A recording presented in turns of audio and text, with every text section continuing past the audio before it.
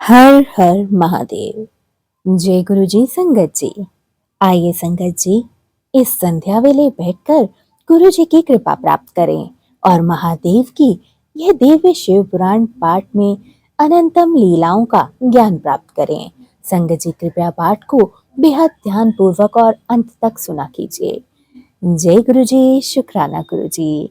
संगत जी, आइए आज के अध्याय में हम पढ़ेंगे कि भगवान शिव की आज्ञा से सप्त ऋषियों का पार्वती के आश्रम पर जाकर उनके शिव विषयक अनुराग की परीक्षा करना और भगवान को सब वृत्तांत बताकर स्वर्ग को चले जाना।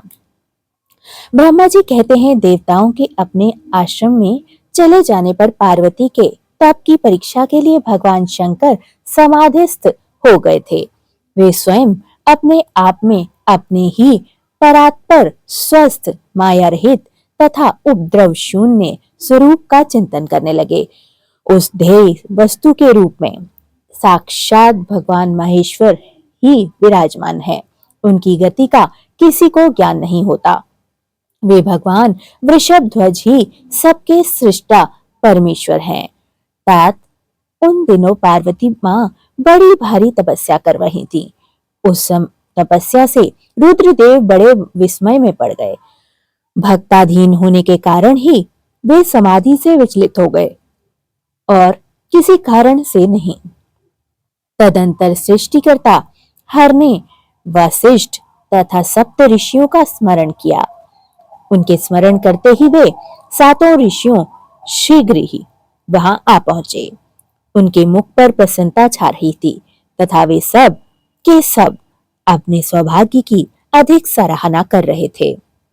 उन्हें आया हुआ देख भगवान शिव के नेत्र प्रसन्नता से प्रफुल्लित कमल के समान खिल उठे और वे हंसते हुए बोले, तात सप्तऋषियों, तुम लोग मेरे हितकारी तथा संपूर्ण वस्तुओं के ज्ञान में निपुण हो, अतः शीघ्र मेरी बात सुनो। गिरजा राजकुमारी महेश्वरी देवी पार्वती इस समय सुस्थिर चित हो गौरी शिखर नामक पर्वत पर तपस्या कर रही है। मुझे पति रूप में प्राप्त करना ही उसकी तपस्या का उद्देश्य है। द्विजों, इस समय केवल सखियां उनकी सेवा में लगी हैं। मेरे सिवा दूसरी समस्त कामनाओं का परित्याग करके वे एक उत्तम निश्चय पर पहुंच चुकी हैं। मुनिवरों, तुम सब लोग मेरी आज्ञा से वहां जाओ और प्रेम पूर्ण हृदय से उनकी स्तुति व उनकी दृढ़ता से प्रतीक्षा करो। वहां तुम्हें सर्वथा छल युक्त बातें कहनी चाहिए। उत्तम व्रतधारी महर्षियों, मेरी आज्ञा से ऐसा ही करना है, इसलिए तुम्हें संशय नहीं करना है। भगवान शंकर की आज्ञा पाकर वे माताओं के पास जाने के लिए सातों ऋषि तुरंत ही उस स्थान पर जा पहुंचे जहां दीप्तिमती जगदम्बा पार्वती विराजमान थीं। सप्तऋषियों ने वहां शिवा को तपस्या की मूर्ति मती दूसरी सिद्धि के समान देखा। उनका तेज महान था। वे अपने उत्तम तेज से प्रकाशित हो रही थीं। उन उत्तम व्रतधारी सप्तऋषियों ने उन्हें मन ही मन प्रणाम किया और उनके द्वारा विशेषता पूजित हो वे मस्तक झुकाए इस प्रकार बोले। ऋषियों ने कहा, देवी गिरजाराज नंदिनी, हमारी बात सुनो। हम जानते हैं और जानना भी चाहते हैं कि तुम किस लिए तपस्या कर रही हो तथा तुम इसके द्वारा किस देवता और किस फल को पाना चाहती हो। उन द्विजों ने इस प्रकार पूछा और पूछने पर गिरिजा राजकुमारी देवी शिवा ने उनके सामने अत्यंत गोपनीय होने पर भी सच्ची बात बताई। पार्वती बोली, मुनीश्वरों, आप लोग प्रसन्नता पूर्वक हृदय से मेरी बात सुनो। मैंने अपनी बुद्धि से जिनका चिंतन किया है, अपना वह विचार मैं आपके सामने रखती हूँ। आप लोग मेरी असंभव बातें सुनकर मेरा उपहास करेंगे, इसलिए उन्हें कहने में संकोच होता है, तथापि कहती हूँ। क्या करूं? मेरा यह मन अत्यंत दृढ़ता पूर्वक एक उत्कृष्ट कर्म के अनुष्ठान में लगा हुआ है और ऐसा करने के लिए मैं विवश हो गई हूँ। यह पानी के ऊपर कुछ बड़ी और ऊंची दीवार खड़ी करना चाहते हूँ। देवर्षिका उपदेश पाकर मैं भगवान रुद्र मेरे पति हों। इस मनोरथ को मन में लिए अत्यंत कठोर तप कर रही हूँ। मेरा मन रूपी पक्षी बिना पांख के ही हठ पूर्वक आकाश में उड़ रहा है। मेरे स्वामी करुणा निधान भगवान शंकर ही उसके इस आशा की मूर्ति की पूर्ति कर पा रहे हैं। पार्वती का यह वचन सुनकर वे मुनि हंस पड़े और गिरजा का सम्मान करते हुए प्रसन्नता पूर्वक छल युक्त मिथ्या वचन बोले। ऋषियों ने कहा, गिरिजा राज नंदिनी, देवर्षि नारद व्यर्थ ही अपने को पीड़ित पंडित मानते हैं। उनके मन में क्रूरता भरी रहती है। आप समझदार होकर भी क्या यह उनके चरित्र को नहीं जानती?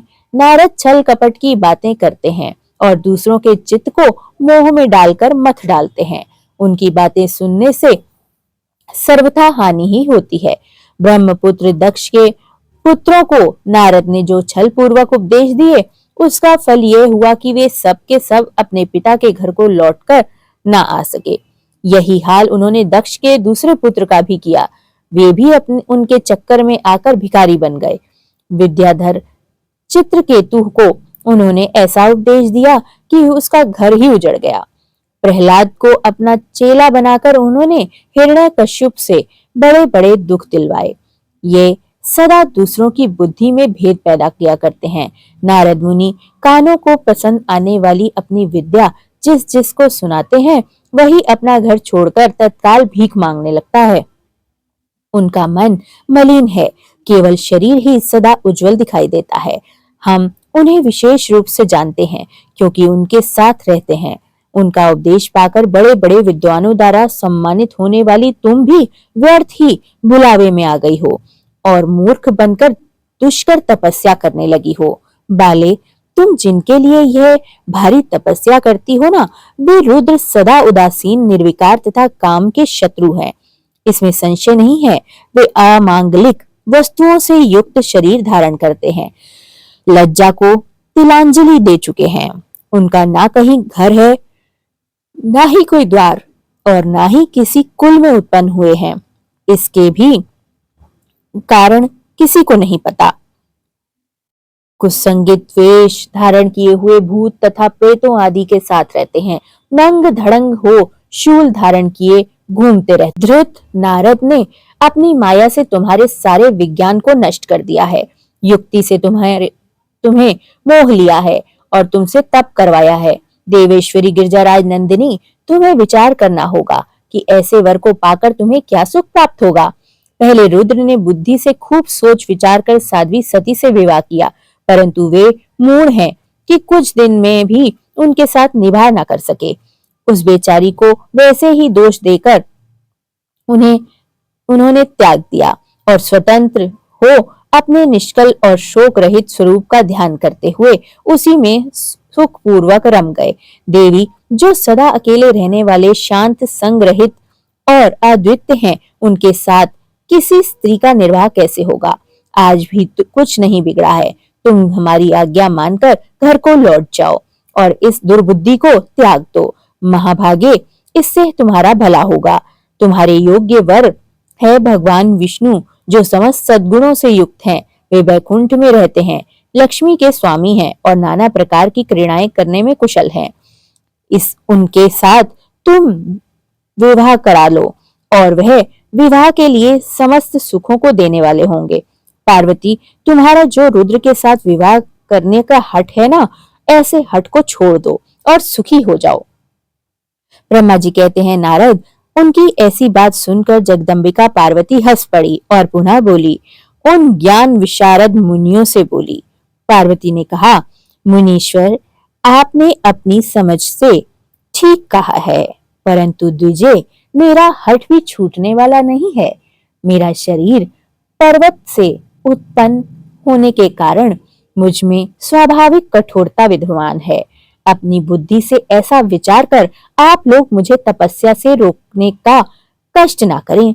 देवर्षि का उपदेश वाक्य मेरे लिए परम हितकारक है, इसलिए मैं उसे कभी नहीं छोड़ूंगी। वेद वेदता भी जानते और मानते हैं कि गुरुजनों का वचन हितकारक होता है। गुरुओं का वचन सत्य होता है। ऐसा जिनका दृढ़ विश्वास है, उन्हें इहलोक और परलोक में सुख की प्राप्ति होती है और दुख कभी नहीं होता। गुरुओं का वचन सत्य होता है। यह विचार जिन्हें हृदय में नहीं है, उन्हें इहलोक और परलोक में दुख मिलेगा, सुख कभी नहीं मिलता। अतः द्विजों, गुरुओं के वचन का कभी किसी तरह त्याग नहीं करना चाहिए। मेरा घर बसे या उजड़ जाए, मुझे तो यह हट ही सदा सुख देने वाली है।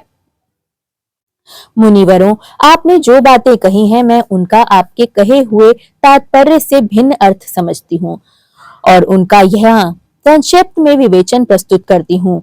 आपने यह ठीक कहा है कि भगवान विष्णु सद्गुणों के धाम तथा लीला विहार हैं। साथ ही आपने सदा शिव को निर्गुण भी कहा है।